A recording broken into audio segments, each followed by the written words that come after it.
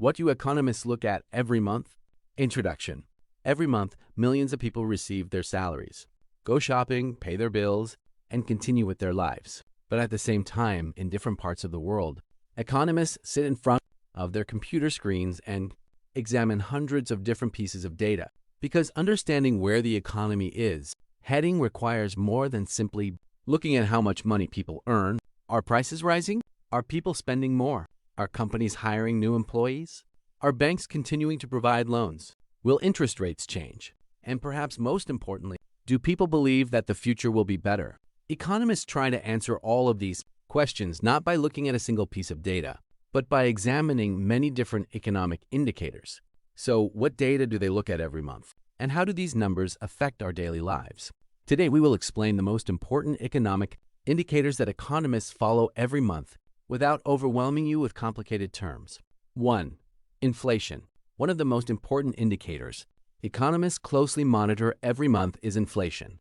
Inflation generally refers to the increase in the prices of goods and services over time. For example, if you bought a product for 100 lira last year and its price has increased to 130 lira today, there has been a significant increase in the price of that product. However, economists do not look at the price of just one product. They examine changes in the prices of food, transportation, housing, energy, education, healthcare, and many different goods and services to understand how the overall price level is changing. Because when inflation rises, people's purchasing power can also be affected. If your salary stays the same while prices increase, you may be able to buy less with the same amount of money. That is why inflation data is closely followed not only by economists, but also by workers, companies, investors, and governments. 2. Interest rates. The second important topic is interest rates. Interest rates are an important tool that affects many parts of the economy. Central banks can change their interest rate policies depending on economic conditions. When interest rates rise, borrowing can become more expensive. For example, if a company wants to invest by taking out a loan, it may face higher costs because of high interest rates. A similar situation can occur for consumers. When borrowing costs rise, people may choose to postpone major purchases. When interest rates fall, borrowing costs can decrease and economic activity may receive support. However, there is an important balance here. Cutting interest rates too quickly can increase price pressures, while keeping interest rates high for too long can slow economic growth. That is why economists look not only at the current interest rate every month, but also at signals about what central banks may do in the future. 3. Unemployment and employment. One of the most important ways to understand the health of an economy is to look at the labor market. How many people are employed? How many people are looking for jobs? Are companies hiring new employees? Are layoffs increasing?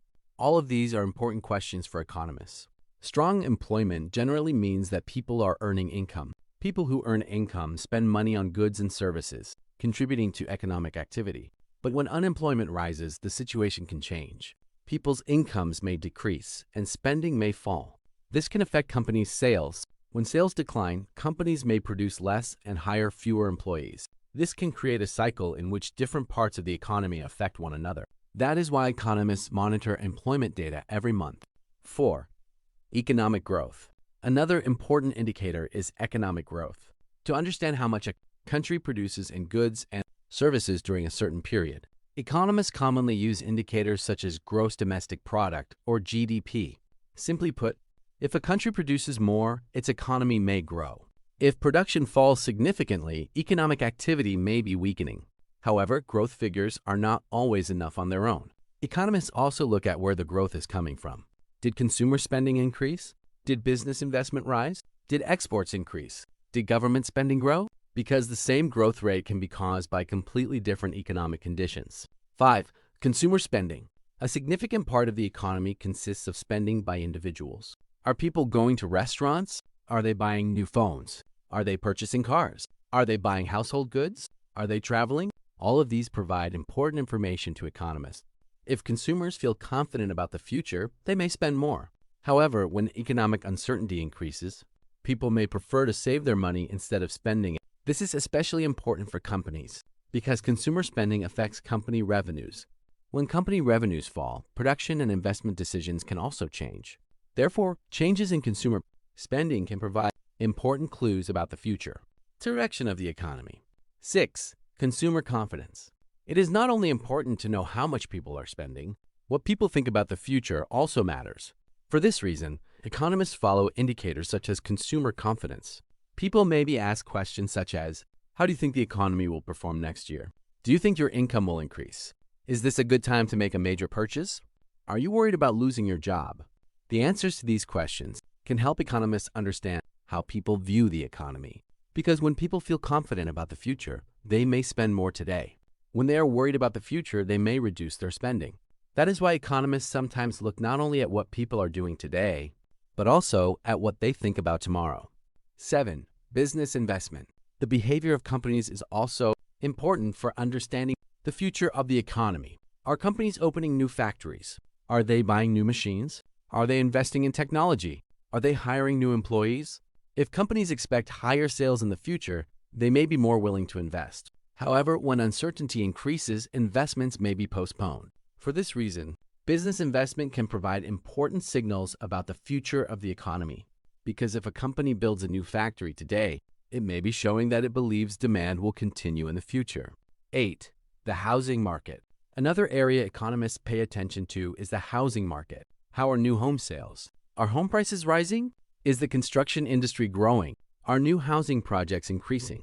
The housing market is connected to many different areas of the economy because someone who buys a new home does not only spend money on the house. They may buy furniture. They may purchase electronics. They may renovate the home. They may buy insurance. They may use moving services. For this reason, activity in the housing market can affect many different industries. 9. Foreign trade. Trade between a country and other countries is also important to economists. How much is a country exporting? How much is it importing? What products is it selling? What products is it buying from other countries? All of this shows how an economy is connected to the rest of the world.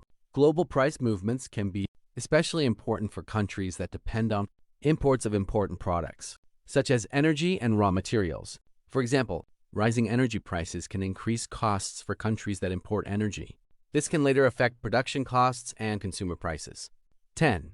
Exchange rates. Economists also closely monitor foreign exchange markets. Why is a country's currency changing in value against other currencies? Do investors trust that country's currency? What are the central bank's policies? What is the country's trade balance? All of these factors can affect foreign exchange markets. Changes in exchange rates can particularly affect the prices of imported products. Therefore, major movements in the foreign exchange market can affect not only financial markets but also everyday life.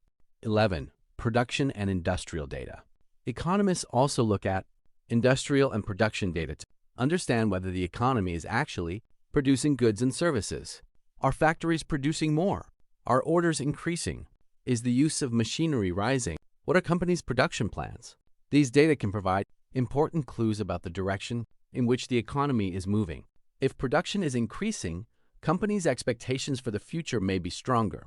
If production is falling, the economy may be experiencing a slowdown. 12. Central banks and future expectations. And after looking at all of these indicators, one of the biggest questions economists want to answer is, what will happen next? Because economists are not only trying to understand today, they are also trying to predict the future. Will inflation fall? Will interest rates change? Will unemployment increase? Will the economy grow? Will consumers spend more? Will companies increase their investments? There are no certain answers to these questions. The economy does not work like a machine. People's behavior can change. Wars, natural disasters, energy prices, political decisions, technological developments, and global crises can suddenly change economic forecasts. That is why economists reassess their previous forecasts every month as new data becomes available. Conclusion. In reality, we do not need to know hundreds of complicated formulas to understand the economy. At the heart of the economy are the behaviors of people and companies. People work. They earn money. They spend. They save. Companies produce. They invest. They hire employees. Governments collect taxes and spend money. Central banks determine monetary policies. And all of these actions are connected to one another. That is why economists examine many different types of data every month, from inflation and unemployment to interest rates, consumer confidence, production, and the housing market. A single number cannot tell the whole story of an economy. What really matters is understanding what all of these numbers are saying together, because the economy is not just about stock market charts or the big numbers we see on television. The economy is right in the middle of our daily lives. In the bread we buy, the bills we pay, the salary we earn, the loans we use, and the purchases we make. And those small numbers that economists look at every month actually contain important clues about how the daily lives of millions of people could change. If you haven't subscribed yet, make sure to subscribe and don't forget to like the video.